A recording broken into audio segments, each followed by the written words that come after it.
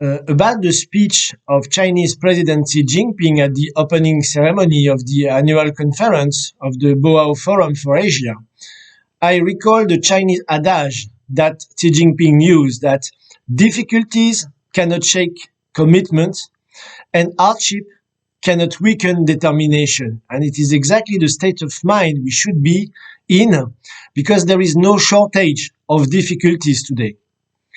With this never-ended COVID-19 crisis, to which must be added the new security and food crisis.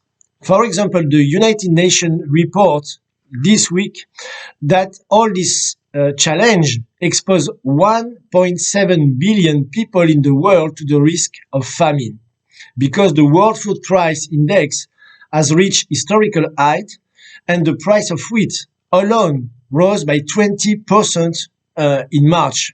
So we are in a tragic situation. And the only situation, as the Chinese president reminding us, is mutual economic development. It's dialogue of civilization. It is the only way to bring peace on this planet.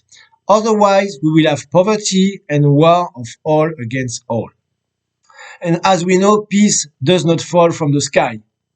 And the real challenge today is to oppose the Cold War mentality and unilateralism by refusing a new bloc policy inspired by what the non-allied country did at the Bandung Conference in 1955.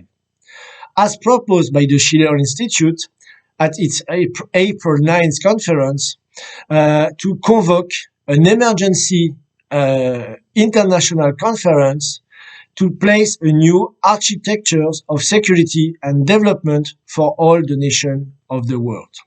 So it is in this concept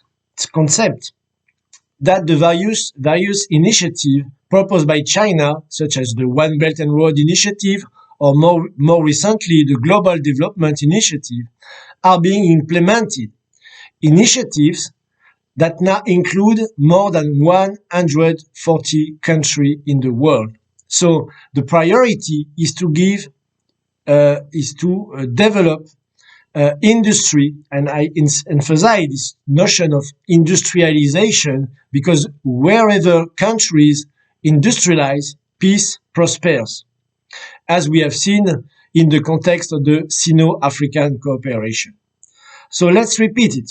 The new name of peace is development, mutual development.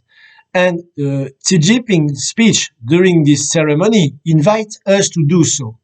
So that finally understand that we are all living under the same sky and that cooperation must replace competition.